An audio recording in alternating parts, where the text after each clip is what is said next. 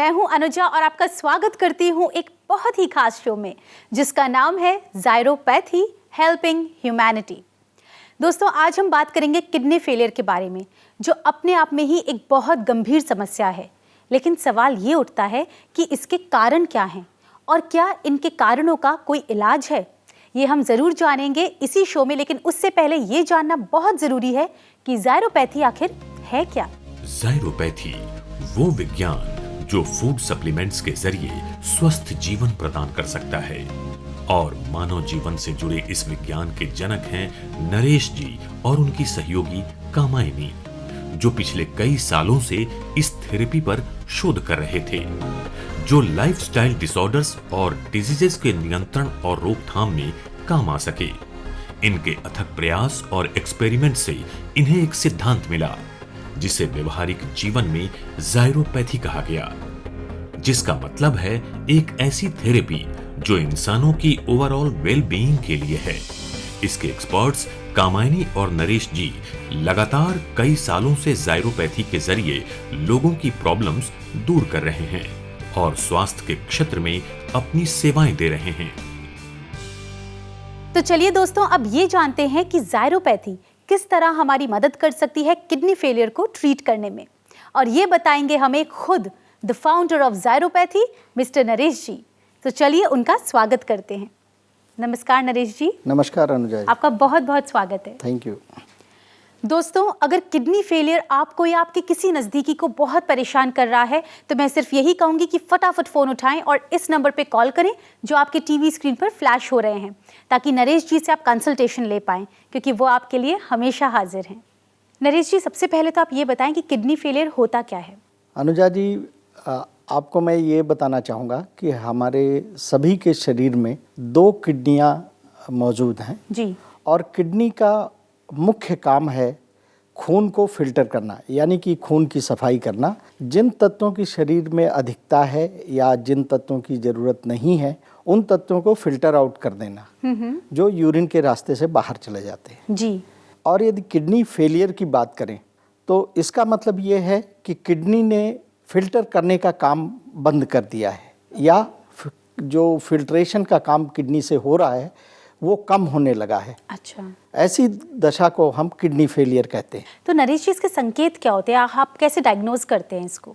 Kidney के diagnosis के लिए सबसे पहली चीज़ ये है कि पाँव में स्वेलिंग होना। अच्छा, पाँव में सूजन आ जाती है। अधिकतर किडनी का डायग्नोसिस इसी चीज़ से शुरू हो जाता है। और दूसरी समस्या जिस पर ध्यान नहीं दिया जाता वो है ब्लड प्रेशर। ओके। क्योंकि अधिकतर डॉक्टर्स का मानना ये है कि ब्लड प्रेशर के कारण किडनी खराब हुई है। अच्छा, लेकिन ज़ायरोपैथी में हमारा ये मानना है कि किडनी में खराबी होती है, इसलिए ब्लड प्रेशर शुरू होता है। तो आपके अकॉर्डिंग किडनी फेलियर के कारण क्या हैं? अनुजा जी, किडनी फेलियर का जो सबसे पहला कारण है वो ये है कि किडनी में खून की सप्लाई कम हो जाना। अच्छा, कई बार एक्सीडेंट के कारण ब्लड लॉस ज़्यादा हो जाता है। ओके। या और किसी परिस्थिति में यदि खून सही मात्रा में किडनी में नहीं पहुंचता जी, तो किडनी खराब होने की संभावना बढ़ जाती है। ओके।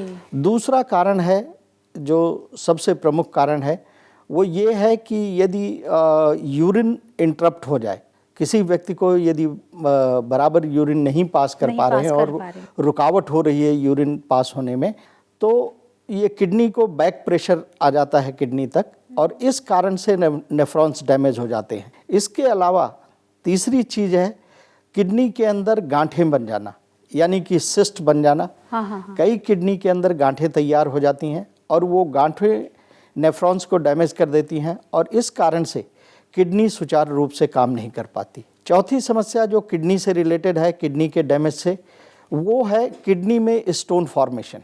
ओके। वैसे तो स्टोन किसी तरह की क्षति नहीं पहुंचाता है, लेकिन जब इनकी मात्रा बढ़ जाती है या साइज बढ़ जाता है, तो ये यूरिन फ्लो और क्लीनिंग का जो प्रोसेस है उसमें ऑब्स्ट्रक्शन क्रिएट करना शुरू कर देता है, जिसके कारण नेफ्रॉन्स डैमेज होते हैं और किडनी सही ढंग से सुचारू रूप से काम नहीं कर पाती। तो ज़ायरोपैथी के माध्यम से इसे कैसे रिपेयर कर सकते हैं? इसमें हम कुछ फूड सप्लीमेंट्स का कॉम्बिनेशन देते हैं, लोगों के पानी के इंटेक की मात्रा बढ़ा देते हैं, और प्रोटीन की मात्रा बढ़ा देते हैं। Complete reverse. करेक्ट। जो आप ट्रीटमेंट दे रहे हैं दैट्स कंप्लीटली ऑपोजिट। जी, यदि रिपेयर करना है तो ये चीज़ें देनी जरूरी है।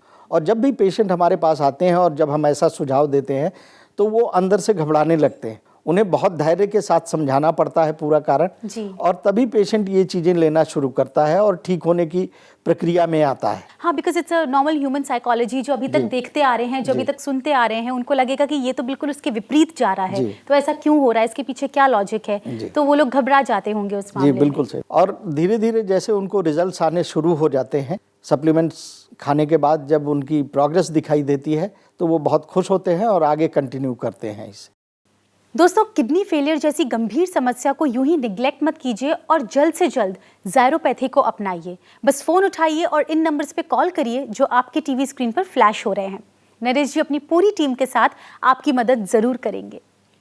नरेश जी, आपके एक पेशेंट से हमारी बात हुई और हमें बहुत अच्छा लगा ये जानकर कि आज ज़ायरोपैथी की मदद से उनको एक किडनी फेलियर की जो प्रॉब्लम थी काफ़ी हद तक रिलीव्ड है। So let's have a look, उनका क्या कहना है। जी, मेरा नाम रणधीर है। 2 साल पहले मेरे पिताजी को अचानक पेट में दर्द हुआ और यूरिन से काफ़ी ब्लड आना उनको स्टार्ट हो गया था। डॉक्टर ने उनका चेकअप किया। चेकअप करने के बाद डॉक्टर ने बताया कि इनकी किडनी जो है काम नहीं कर रही है। इनका क्रिएटिनिन लेवल काफ़ी ज़्यादा दिखा रहा था, यूरिया भी काफ़ी बढ़ गया था। मेरे फ्रेंड ने कामायनी नरेश जी के बारे में बताया। मैं कामायनी नरेश जी से जाकर मिला। कामायनी नरेश जी ने हमें बताया कि आपके पिताजी ठीक हो सकते हैं ये फूड सप्लीमेंट के कॉम्बिनेशन के थ्रू। फिर उन्होंने जैसा गाइडलाइन हमें दिया, जैसा सजेशन दिया हमने, उसी तरह हमने फूड सप्लीमेंट अपने पिताजी को दिए और लगभग जो है कि 5 से 6 महीने के बाद उनके डायलिसिस करवाने की ज़रूरत भी नहीं पड़ी और आज वो पूरी तरह एक नॉर्मल लाइफ जी रहे हैं। और इसलिए मैं काफ़ी खुश हूँ उनके इस तरह के लाइफ से। बहुत अच्छा लग रहा है मुझे भी। और ख़ास करके मैं कामायनी नरेश जी को तहे दिल से धन्यवाद देना चाहता हूँ, जिनके बदौलत आज मेरे पिताजी बिल्कुल ठीक हैं।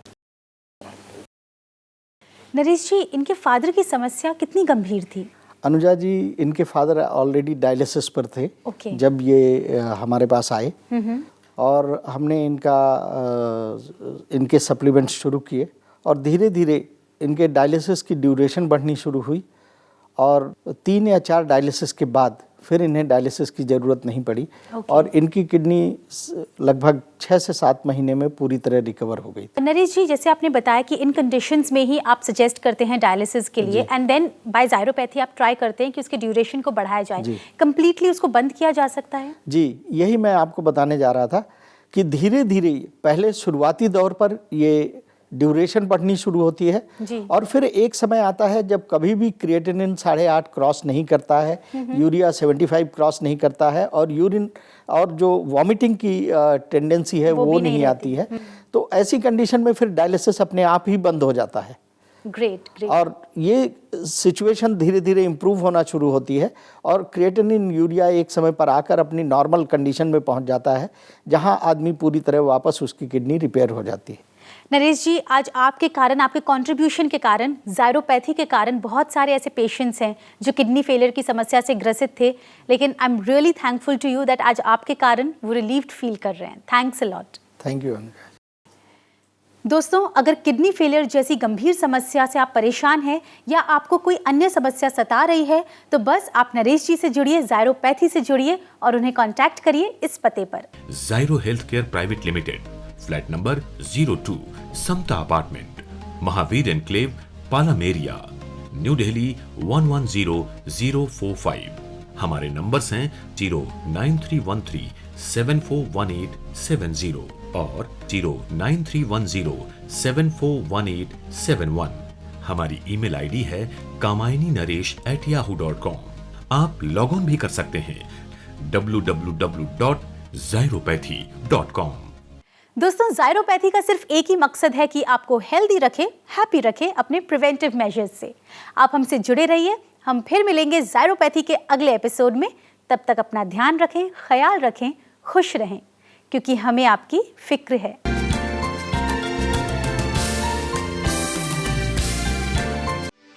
For more videos, subscribe to our channel, Care World.